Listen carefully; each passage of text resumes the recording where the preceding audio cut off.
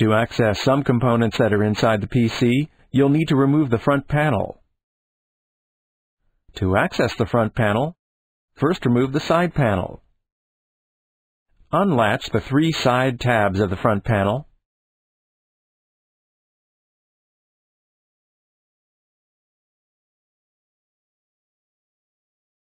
And rotate the panel away from the PC. The front panel has 3 tabs on each side.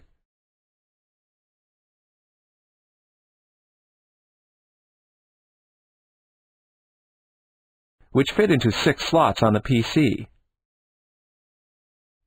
To replace the front panel, align the tabs on the left side of the panel into the slots on the PC, then rotate the panel into position.